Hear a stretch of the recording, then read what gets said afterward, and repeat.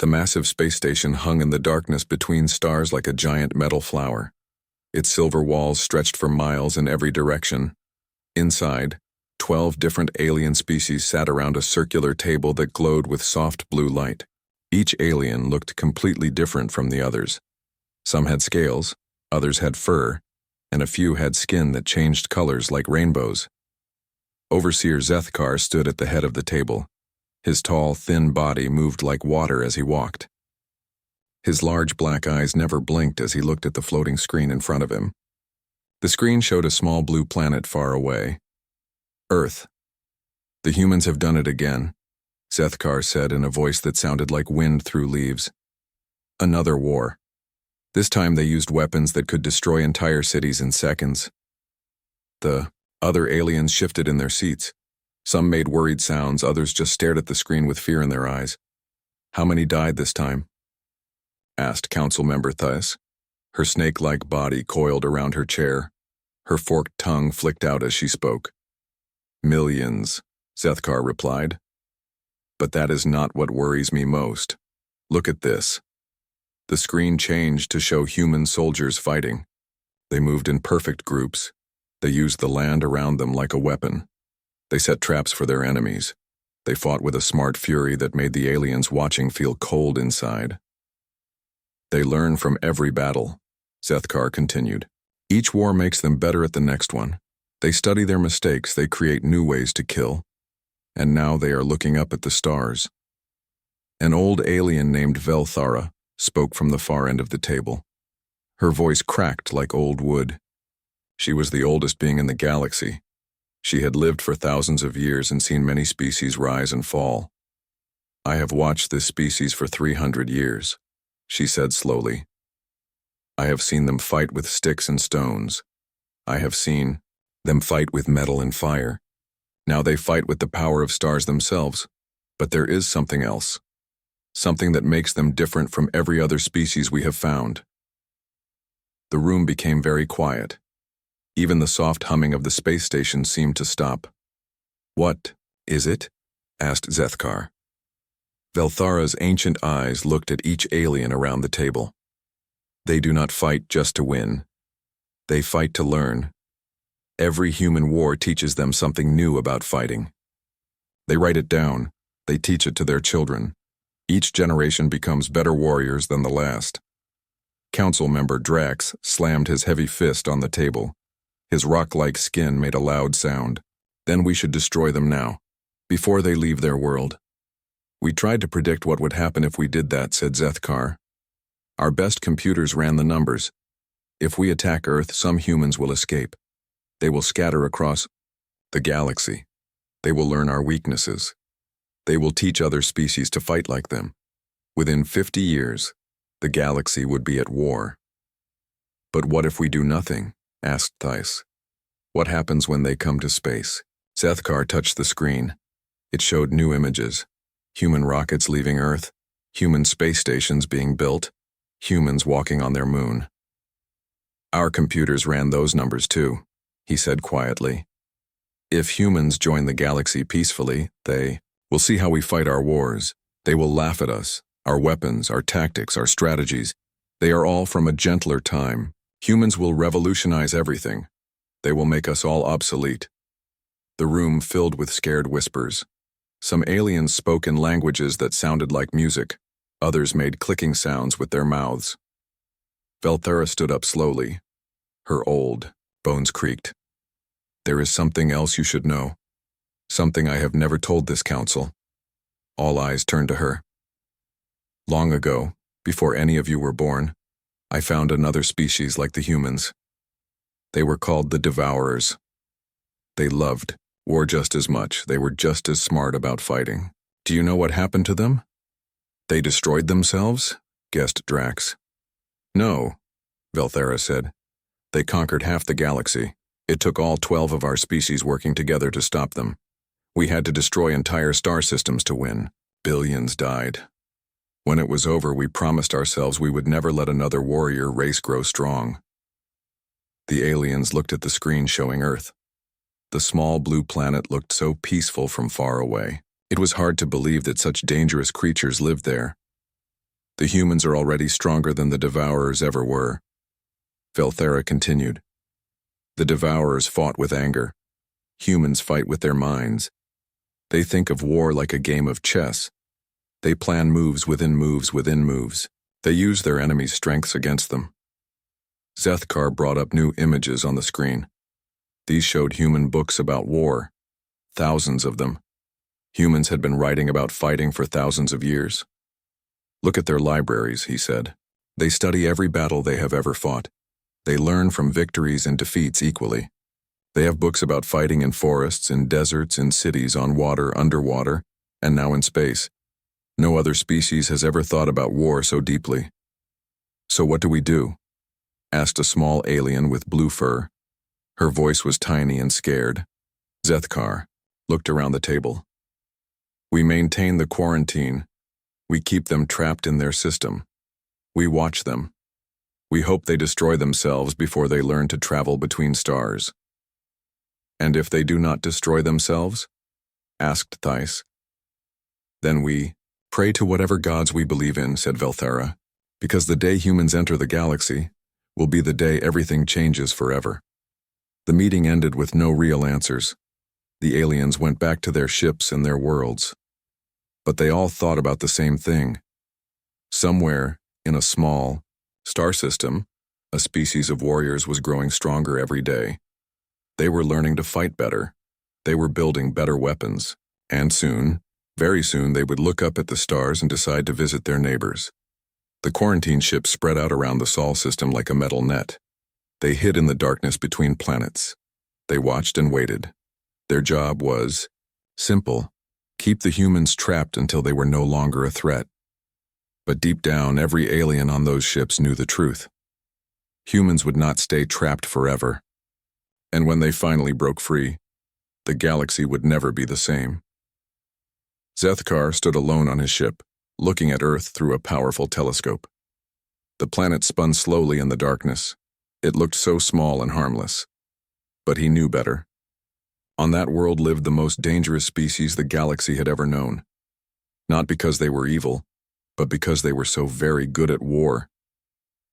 He closed his eyes and tried not to think about what would happen when the humans finally reached the stars. Captain Sarah Chen stood on the bridge of the UES horizon and stared at the strange object floating in space ahead of them. It looked like a metal spider with long legs that ended in glowing orbs. The ship was clearly not human-made. How long until we reach it? Sarah asked her second-in-command, Lieutenant Commander Torres. 20 minutes at current speed, Torres replied. He was a big man with steady hands and calm eyes. Should we slow down? Sarah shook her head. No, but have weapons ready, just in case. The Horizon was not a warship. It was built for exploration and science. But humans had learned long ago that space could be dangerous. Every human ship carried weapons and trained soldiers. Dr. Jennifer Walsh looked up from her science station. Captain, I'm getting some very strange readings from that object. It's definitely artificial. The metal is like nothing we've seen before, and there are definitely life signs inside. Sarah felt her heart beat faster. This was it. First contact with alien life. Humanity's greatest moment. She pressed a button on her chair. All hands, this is the captain, she announced to the whole ship. We have found what appears to be an alien vessel. We are approaching with peaceful intentions. All departments prepare for first contact protocols. On the alien ship, Commander Vexthal watched the human vessel approach with growing terror. His green skin had turned pale yellow with fear. His forearms shook as he operated the controls. They're still coming, he told his crew. The humans are still coming. But we sent the stay-away signal, said his second officer. Every civilized species knows that signal. These are humans, Vexthal shouted. They don't follow civilized rules. Look at our intelligence files. The screen in front of them showed images from Earth. Humans fighting humans. Cities burning. Weapons that could destroy mountains. Soldiers who fought until they died rather than surrender. Sir, said the weapons officer. Should we fire a warning shot? Vexthal thought quickly. The council had been very clear. Under no circumstances should humans be allowed to capture council technology. Their ship was damaged from an asteroid hit. They could not run. "Prepare all weapons," he ordered. "If they get too close, we destroy them." Back on the horizon, Sarah tried to open communications. "Alien vessel, this is Captain Sarah Chen of the United Earthship Horizon. We come in peace. Please respond." There was no answer. "Try different frequencies," Sarah ordered. "Maybe they don't understand our language yet." Dr. Walsh worked at her station. "I'm trying everything, Captain. Mathematical sequences, prime numbers, even music. Nothing is working." Sarah frowned. This was not how first contact was supposed to go. In every human movie and book, aliens always tried to talk first. Why weren't these aliens responding? "Captain," Torres called out, "the alien ship is powering up weapons." Sarah's training kicked in immediately. "Red alert, all hands to battle stations, raise shields, ready weapons." Alarms rang throughout the ship. The bridge lights turned red. All around the ship, human crew members ran to their positions. They moved with the smooth efficiency of a species that had been fighting wars for thousands of years. "Sir," said the weapons officer on the alien ship, "the humans are powering weapons too." "Of course they are," Vexthul said. "They're humans. Fire. Fire now before they destroy us." Bright beams of energy shot from the alien ship toward the horizon. The beams hit the human ship's shields and made them glow white-hot. "We're under attack," Torres reported. "Shields down to 80%. Sarah's face became cold and hard. "Return fire. Target their weapon systems only. We're not trying to destroy them." The Horizon's weapons fired back. But these were human weapons, designed by a species that had spent centuries perfecting the art of destruction. The energy beams were focused and precise. They cut through the alien ship's shields like a hot knife through butter. "Impossible," Vexthul screamed as his ship shook around him. "Our shields are the best in the galaxy." "Sir, they've knocked out 3 of our weapon batteries," his officer reported. "How?" "Our weapons are more advanced than theirs." But advancement meant nothing when facing human tactical thinking. The humans had immediately analyzed the alien weapons and found their weak points. They aimed for the joints, where the weapon systems connected to the ship. They fired in precise bursts that overloaded the alien shields at specific points. "Sir," called the alien engineer, "they're not trying to destroy us. They're trying to disable us." This confused Vexthul even more. Every council simulation said that humans would try to kill everything they met. Why were they holding back? On the horizon, Sarah watched the tactical display. "Their weapons are down. Move us closer. Torres, prepare boarding parties." "Captain," Dr. Walsh said, "I'm picking up escape pods launching from their ship." Sarah nodded. "Track them, but don't fire. We want prisoners, not bodies." This was pure human military doctrine. Capture enemies alive when possible. They could provide information. They could be traded later.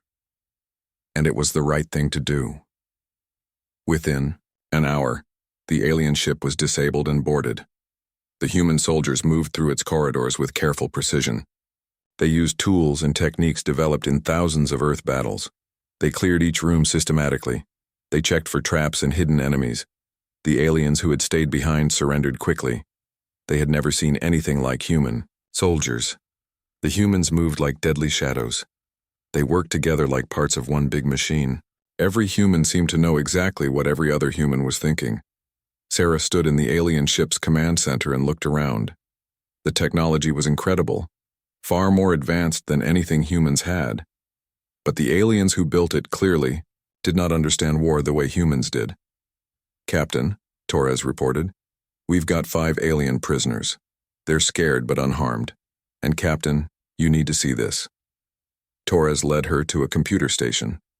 On the screen were files and files of information about Earth, about humans, about human wars and weapons and tactics.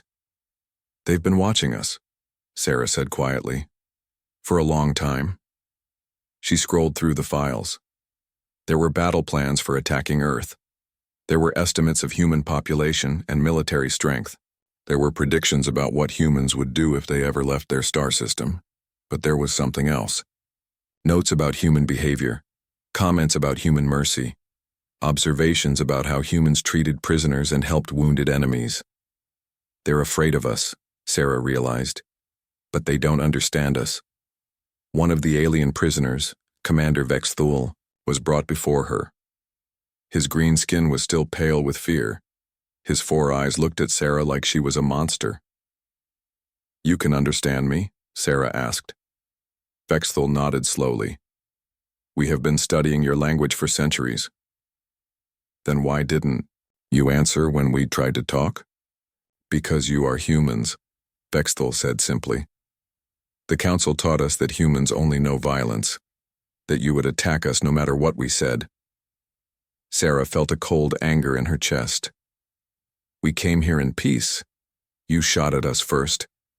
"Yes," Vexthul admitted, "because we were afraid." Sarah looked at this strange alien creature and saw something familiar. Fear. The same fear she had seen in enemy soldiers on Earth. The fear of someone who had been told lies about their enemies. "What else has the council told you about humans?" she asked. Over the next few hours, Vexthul told her everything. About the quarantine, about the council's fear, about the predictions that humans would destroy galactic civilization. Sarah listened and felt her anger grow. Not at the aliens, but at the situation. Humanity had been trapped in their own star system by people who had never even tried to talk to them. "You know," she said finally, "in all your files about human wars, did you notice something?" Vexthul shook his head. "Every human war eventually ends with peace," Sarah explained. "We fight hard, yes, but we also know when to stop fighting. We know how to forgive enemies and turn them into friends." As the Horizon prepared to leave with its alien prisoners, Sarah made a decision that would change the galaxy forever. She would take these aliens back to Earth. She would show them what humans were really like, and then she would send them home to tell their people the truth. The age of isolation was about to end. Commander Vexthul stood in the observation deck of the human space station and stared at Earth below. The blue planet spun slowly beneath them, showing green continents and white clouds. It looked so peaceful from space, nothing like the violent world the council had described. Captain Sarah Chen floated beside him in the zero-gravity section. It had been 3 weeks since the incident at the edge of the solar system. 3 weeks of the most surprising experiences in Vexthul's long life. "Your world is beautiful," he said quietly. Sarah nodded. "It is, but you should see it from the surface. The mountains, the oceans, the forests, nothing quite like it." Vexthul's 4 eyes looked at her with confusion. "But what about the weapons? The wars? Our files show that your world is covered in military bases and weapons that could destroy everything." "Those exist too," Sarah admitted. "Humans have always been good at making weapons, but we're also good at other things. Art, music, literature, science. We build hospitals and schools just as quickly as we build weapons." During his time on the human station, Vexthul had seen this firsthand. Human doctors had treated his injured crew members with care and skill. Human engineers had repaired his ship better than new. Human cooks had prepared food that tasted amazing, even to alien taste buds. "I don't understand," Vexthul said. "If humans are capable of such kindness, why does the council fear you so much?" Sarah's face became serious. "That's what we need to figure out. Tell me more about these council files on humanity." They moved to a conference room where Dr. Walsh was studying the data they had taken from Vexthul's ship. The scientist looked up as they entered. "Captain, I've been going through their intelligence reports," she said. "This is incredible. They've been watching us for over 300 years. They have detailed records of every major human conflict since the Napoleonic Wars." "What kind of records?" Sarah asked. Dr. Walsh brought up a holographic display. It showed human soldiers from different time periods: Revolutionary War Minutemen, Roman legions, World War II tank crews, modern special forces. "They've studied our military tactics extensively," Dr. Walsh continued. "But look at this. They completely missed the bigger picture." The display changed to show council analysis reports, page after page of alien writing that had been translated into English. "They focused entirely on our weapons and battle tactics," Dr. Walsh explained. But they never studied our reasons for fighting. They never looked at what happens after our wars end. They never understood that humans fight to protect things we love, not just to destroy things we hate. Vex Thul read over the reports with growing understanding. The Council strategists only looked at your wars as military exercises. They treated them like mathematical problems. Exactly, Sarah said. They saw the tactics but missed the humanity behind them. Dr. Walsh pulled up another file. But there's more. Look at these projections. The screen filled with complex charts and graphs. Sarah's eyes widened as she read them. They've run computer simulations, Dr. Walsh said. Thousands of them.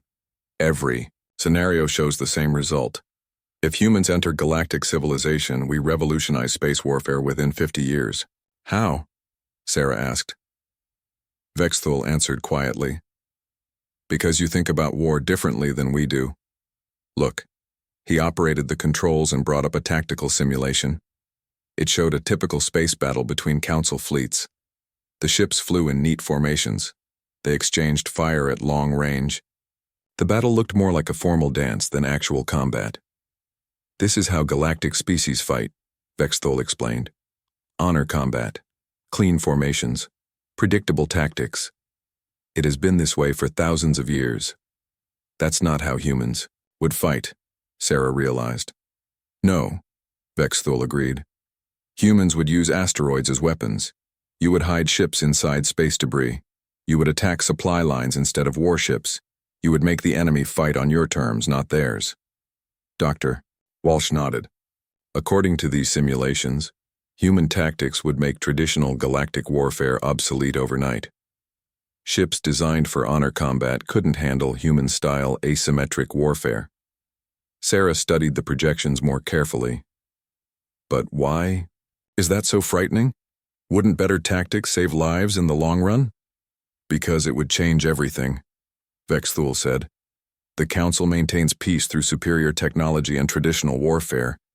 If humans teach other species to fight like you do, rebellions would break out across the galaxy. Rebellions? Sarah asked. Vex Thul's skin changed to a darker shade of green. The Council controls many species through fear of their military might. But that only works when everyone follows the same rules of warfare.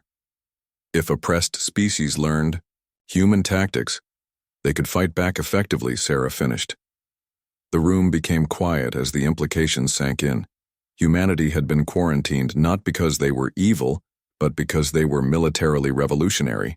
Their mere presence in the galaxy would upset the balance of power that had kept the peace for centuries. There's something else, Dr. Walsh said softly. I found communication logs in their database, secret messages from some kind of resistance movement. She brought up translated text messages. They were simple but desperate pleas for help. Species asking for military advisors. Oppressed populations begging for training in guerrilla warfare. Rebel groups offering to trade resources for tactical knowledge. Word is already spreading, Dr. Walsh said. Even though the Council tried to cover up our encounter, news is leaking out through underground channels. People know that humans have broken the quarantine. Sarah felt a heavy weight settle on her shoulders. And they're looking to us for help. Vex Thul nodded. The Kethmori Rebellion sent 3 messages just this week. The Zephyrian resistance movement is trying to make contact. Even some Council species are asking questions about human military doctrine. What do we do? Dr. Walsh asked. Sarah looked out the window at Earth again. Her home world looked so peaceful and innocent. But she knew the truth now. Humanity was sitting on a powder keg. Their very existence threatened to start a galactic war. We need to make a choice, she said finally. We can try to stay hidden and hope the Council leaves us alone. Or we can accept that we're already part of galactic politics whether we want to be or not. And if we choose to get involved? Vex Thul asked. Then we do what humans have always done, Sarah replied. We protect the innocent and fight for what's right. But we do it smart. We make allies, we build coalitions, we fight only when we have to. Dr. Walsh looked worried. Captain, if we start training alien resistance groups, the Council will see it as an act of war. Maybe, Sarah said. But if we do nothing, oppressed people across the galaxy will continue to suffer, and eventually the Council will decide we're too dangerous to leave alive anyway. She turned to Vexthul. What about you? When this is over, what will you tell the Council? Vexthul was quiet for a long moment. Finally he spoke. I will tell them the truth.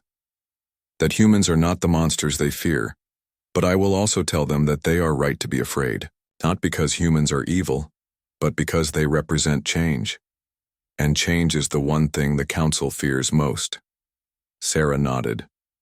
Then we better prepare for that change, because one way or another, it's coming. As if summoned by her words, an alarm sounded throughout the station. Lieutenant Commander Torres's voice came over the communication system. Captain, to the bridge immediately. We're receiving multiple distress calls from across the galaxy. And Captain, some of them know how to speak English. Sarah, Dr. Walsh, and Vexthul looked at each other. The galaxy had just become a much more complicated place. General Marcus Torres stood in the briefing room of the hidden asteroid base and looked at the most unusual group of soldiers he had ever trained. There were Kethmori rebels with their purple skin and 6 arms, Zephyrian resistance fighters, who looked like walking trees, even a few Thaxian refugees whose bodies seemed to be made of living crystal. All of them were watching him with hope in their strange, alien eyes. Today we're going to talk about something your people have never tried before, Marcus said. It's called guerrilla warfare. He activated a holographic display that showed a traditional Council military formation. Massive ships flying in perfect lines, firing energy beams at each other across vast distances. This is how your enemies fight, Marcus continued. They rely on superior technology and overwhelming force. They expect you to line up and fight, them ship to ship, soldier to soldier. A Kethmori named 6 Arms raised one of his many hands. But General Torres, our ships are old and weak. Our weapons are primitive. How can we fight the Council's advanced fleets? Marcus smiled. It was the same smile human soldiers had worn throughout history when they were about to teach someone a hard lesson. You don't fight their fleets, he said. You fight their supply lines, you fight their communication networks, you fight their expectations.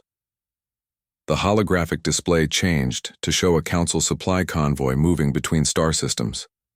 The alien. Students watched as Marcus explained how small, fast ships could attack the convoy and disappear before reinforcements arrived. Hit and run, Marcus explained. Strike where they're weak, then vanish before they can respond. Make them afraid to travel alone. Force them to escort every supply ship with warships. Soon they'll be using most of their fleet just to protect their own supplies. The aliens looked confused. This was not how warfare was supposed to work. Where was the honor? Where was the glory? But what about defeating their main fleet? Asked a Zephyrian whose bark-like skin rustled when he spoke. You don't defeat their main fleet, Marcus said patiently. You make their main fleet irrelevant. What good is the strongest warship in the galaxy if it's stuck protecting supply depots instead of fighting battles? Over the next few weeks, Marcus and his team of human military advisors transformed the way these alien resistance groups thought about war. They taught them about misdirection, making the enemy think you were attacking one place while you hit another. They explained psychological warfare using fear and uncertainty as weapons. Most importantly, they taught them about coordination. Every attack must serve a purpose, Marcus explained during one training session. You're not just trying to destroy enemy ships. You're trying to send a message. When the Kethmori hit a supply depot on Monday, and the Zephyrians attack a communication station on Tuesday, and the Thaxians sabotage a Council mining operation on Wednesday, what message does that send? That we're working together? Suggested 6 Arms. Exactly, Marcus said. And that scares the Council more than any single attack ever could. The results were dramatic. Within 3 months, Council forces across the galaxy were reporting unprecedented losses. Not from major battles, but from 1,000 small cuts. Supply convoys disappeared. Communication networks went dark for hours at a time. Mining operations were sabotaged by workers who seemed to vanish into thin air. Most disturbing of all, the attacks showed clear signs of coordination and advanced tactical planning. On the council's main station, Overseer Zethkar stood before an emergency session of the galactic government. His usually calm demeanor had cracked under the pressure of constant bad news. "The rebellion is spreading," he reported to the assembled alien leaders. 17 star systems now show active resistance movements. Our supply lines are under constant attack. Our colonial governors are requesting military support just to maintain basic order. Ancient Velthara leaned forward in her chair. "How is this possible? These species have been under our control for centuries. They never showed this level of organization before." Zethkar activated a holographic display showing recent battle reports. "Look at these attack patterns, hit-and-run tactics, coordinated strikes across multiple systems, psychological warfare designed to demoralize our troops. These are not random rebellions." "Human tactics," Velthara whispered. "Yes," Zethkar confirmed. "The humans are training them, teaching them to fight like humans fight." Council member Drax slammed his rocky fist on the table. "Then we crush them. Send the entire fleet, destroy every rebel world." "With what fleet?" Zethkar asked bitterly. "Half our ships are tied up protecting supply lines. Another quarter are hunting rebel cells that disappear before we can find them. The rebels are making us fight on their terms, not ours." The council chamber erupted in angry voices. Some members demanded immediate action against Earth. Others wanted to negotiate with the rebels. A few suggested that maybe it was time to consider reforms to their government. While the council argued, the human-trained rebels were already planning their next moves. In a hidden base on the edge of Kethmori space, Six Arms studied holographic star charts with his human advisor, Colonel Sarah Kim. "The council is pulling ships back from the outer colonies to protect their core worlds, Colonel," Kim explained. "That creates an opportunity." Six Arms nodded with all of his heads. "We hit the outer colonies while they're weakly defended?" "Not exactly," Kim said. "We make them think we're going to hit the outer colonies. Force them to spread their fleet, even thinner. Then we hit something they don't expect." She pointed to a spot on the star chart, the Council's main communication hub. It coordinates all their military operations across the galaxy. If we can take it offline for even a few hours, their entire fleet would be flying blind, Six Arms realized. Exactly. And while they're trying to restore communications, that's when the real attacks begin. Coordinated strikes on 3 different Council worlds, all at the same time. The plan was ambitious. It required precise timing and cooperation between rebel groups that had been enemies for generations. But Marcus Torres had taught them something important. Former enemies could become allies when they faced a common threat. The attack began on a Tuesday. Zephyrian ships disguised as council vessels approached the communication hub with false identification codes. At the same time, Kethmori fighters launched diversionary attacks on 2 supply depots, drawing council attention away from the real target. The communication hub fell in less than an hour. The aliens operating it had never faced human-style tactics before. They were unprepared for soldiers who used the station's own systems against it, who turned the lights off and fought in the dark, who seemed to appear and disappear like ghosts. With the hub offline, Council fleets across the galaxy lost contact with their command structure. Ships flew in circles, waiting for orders that never came. Commanders made their own decisions, often contradicting each other. Into this chaos the rebels struck. Thaxian crystal ships, moving in formations no council strategist had ever seen, attacked a major military base. Kethmori raiders hit 2 industrial worlds simultaneously. Zephyrian fighters using human-taught stealth techniques disabled an entire council patrol fleet without destroying a single ship. The message was clear. The rebellion had become something the council could no longer control through traditional means. In his office on Earth, General Torres received reports from across the galaxy. Battle after battle, the human-trained rebels were winning, not through superior firepower but through superior thinking. His aide, Captain Jennifer Walsh, looked up from her computer screen. "Sir, we're getting communication requests from 6 New resistance movements. Word is spreading fast. Torres nodded grimly. How many council worlds have declared martial law? 12 as of this morning. And sir, there are reports that some council species are starting to question their own government's policies. Civil war? Torres asked. Possible. The council held power through fear and superior military technology. But human tactics have leveled the playing field. Oppressed species can now fight back effectively, and some council members are starting to think their government's authoritarian methods might be the real problem. Torres walked to the window and looked out at Earth's blue sky. Somewhere up there, the galaxy was changing. The old order of things was breaking down, and humanity found itself at the center of a revolution they had never asked for. But it was a revolution that was long overdue. For too long, the strong had ruled the weak through fear and superior technology. Now the weak had been taught to fight back, and everything was about to change. Admiral Sarah Chen stood on the bridge of the UES Defiance and watched the massive council fleet approach Earth's solar system. 2,000 ships of 12 different alien species, all armed with weapons that could crack planets. It was the largest military force the galaxy had ever assembled, and it was coming to destroy humanity's home. Admiral, reported her tactical officer, Council forces will reach the outer defense line in 6 hours. Sarah nodded calmly. Signal all ships. Begin deployment pattern Delta 7, and send a message to our allies. Tell them it's time. Over. The past year, the Sol system had been transformed into a fortress using principles no alien species had ever considered. The asteroid belt had been turned into a maze of hidden weapons platforms and missile launchers. The moons of Jupiter and Saturn held secret bases with fighters ready to launch. Even the space around Earth itself bristled with defensive systems that looked like ordinary satellites. But the real strength of humanity's defense was not in their weapons. It was in their allies. As the Council fleet entered the outer edge of the solar system, ships began appearing from behind asteroids and moons.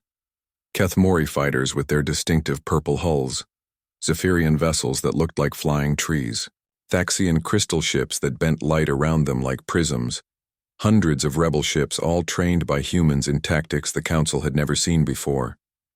On the Council flagship, Overseer Zethkar stared at his tactical display in shock. Where did all these ships come from? They were hiding, sir, his tactical officer reported. Using the asteroid field as cover, our sensors couldn't detect them until they powered up their weapons. How many? Approximately 800 rebel vessels, sir. Mixed classes. They appear to be coordinating their movements. Zethkar felt a cold fear settle in his stomach. 800 ships was not enough to match his fleet in a straight fight. But these rebels had been trained by humans. They would not fight straight. All ships, attack formation Theta, he ordered. We outnumber them 2 to 1. Crush them quickly, before they can implement whatever plan they have. But the rebel fleet did not meet the Council ships head-on. Instead, they scattered like leaves in the wind, breaking into small groups that darted between asteroids and moons. Some headed toward Jupiter. Others dove toward the inner planets. A few seemed to be fleeing the system entirely. Sir, the tactical officer said with confusion, they're not holding formation. They're running in all directions. It's a trap, said ancient Velthera from her place beside the command chair. Humans don't retreat. They reposition. She was right. As the Council fleet spread out to chase the scattered rebel groups, they found themselves drawn into a three-dimensional maze. Human engineers had spent months placing hidden weapons in the asteroid field. Rebel ships led Council pursuers straight into carefully prepared kill zones. Council ships that followed Kethmori fighters into the asteroid belt found themselves under attack from all sides. Weapons platforms that had looked like ordinary space rock suddenly came alive with deadly fire. The asteroids themselves had been turned into weapons rigged with engines that could ram them into enemy ships. This is impossible, Zethkar shouted as his tactical display showed Council ships being destroyed or disabled throughout the system. How can primitive rebels coordinate such complex tactics? The answer came from Admiral Chen herself. Her face appeared on every Council ship's communication screen at the same time. Council ships, she said calmly, This is Admiral Sarah Chen of the United Earth Space Force. You are attacking a sovereign system and committing acts of war against peaceful species. Withdraw immediately, or face the consequences. Zeth Kar laughed bitterly. Human, you are outnumbered 2-1. Your primitive technology cannot match our advanced weapons. Surrender now and we might allow your species to survive. Sarah's expression did not change. Overseer Zethkar, you're thinking like a council strategist. You see numbers and technology. But you're not fighting numbers and technology. You're fighting an idea. What idea? The idea that people should be free to choose their own governments. The idea that the strong should protect the weak, not rule them. The idea that there's a better way to live than under the boot of an authoritarian empire. As she spoke, more ships appeared throughout the solar system. Council ships that had been loyal for centuries suddenly turned their weapons on their own fleet. Species that had served the Council for generations chose freedom over security. Zethkar watched in horror as his fleet began to tear itself apart, not from external attack but from internal revolution. You see, Sarah continued, we didn't just train rebels to fight. We trained them to think. And once people start thinking for themselves, they rarely choose to remain slaves. The battle raged for 12 hours. But it was not the kind of battle the Council had expected. Instead of massive ships trading devastating blows, it was 1,000 small fights throughout the solar system. Human tactics had turned space warfare into something resembling urban combat, with asteroids serving as buildings and moons as city blocks. Council forces found themselves fighting an enemy that was everywhere and nowhere. Rebel ships would appear, strike, and vanish back into the maze of space debris. Human fighters used the gravity wells of planets to slingshot around at impossible angles. Even civilian ships had been armed and turned into improvised weapons platforms. But the real victory came when the Council fleet began to surrender. Not all at once, but ship by ship. Captains who had served the Council for decades suddenly realized they were fighting to preserve a system that kept their own people oppressed. Crews that had been loyal soldiers became rebels themselves when they saw humans treating prisoners with dignity and respect. The breaking point came when Velthara herself, the ancient voice of the Council, transmitted a message to all remaining loyal ships. This is Keeper Velthara to all Council forces. Her old voice said sadly, I have lived for thousands of years. I have seen empires rise and fall, and I have learned that nothing lasts forever, especially governments that rule through fear. She paused, and when she spoke again, her voice was stronger. The humans are right. We have become what we once fought against. We have become tyrants. I am ordering all Council ships to stand down. It is time for a new way. One by one, Council. Ships powered down their weapons. Some surrendered to human forces, others simply turned around and headed home. A few joined the rebel fleet, their crews ready to fight for freedom instead of oppression. When the shooting finally stopped, Admiral Chen found herself in command of the largest fleet in galactic history, not through conquest, but through conversion. Ships that had come to destroy Earth now served under human command, fighting for principles they had never been taught to value. The aftermath took months to sort out. The old Council government collapsed completely. Some species declared independence and formed their own governments. Others joined together in new alliances based on cooperation rather than domination. Humanity found itself in a position it had never sought. Leaders of a galactic confederation. How do we govern a galaxy? Sarah asked General Torres during one of their planning meetings on Earth. The same way we've always governed ourselves, Torres replied. Carefully, with respect for individual rights, and with the understanding that power corrupts if it's not shared. And if someone challenges us, if they try to restart the old system, Torres smiled. Then we remind them why the Council was afraid of humans in the first place. Not because we're the strongest or the most advanced, but because we never stop fighting for what's right. The new Galactic Confederation was born from the ashes of the old Council Empire. Its founding principles were simple. All species had the right to govern themselves, the strong had a duty to protect the weak, and disputes should be settled through negotiation rather than force. But everyone understood that these principles were backed by the most effective military doctrine the galaxy had ever seen. Human tactical thinking, spread throughout the Confederation, meant that any would-be tyrant would face not just opposition, but smart opposition. Overseer Zethkar, now serving as an ambassador rather than a military commander, stood with Sarah, Chen on the observation deck of the new Confederation headquarters.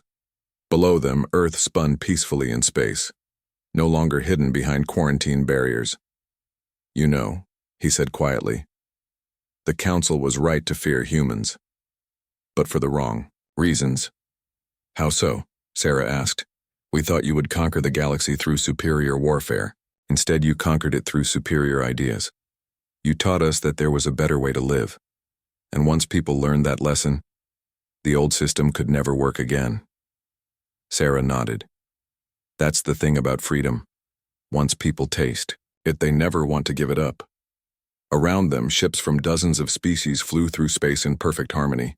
Former enemies worked side by side. Former slaves now lived as free citizens. The galaxy had been transformed not through conquest but through education. The humans had done exactly what the Council had feared they would do. They had revolutionized everything. But instead of bringing chaos and destruction, they had brought order and justice. The age of fear was over. The age of freedom had begun. To be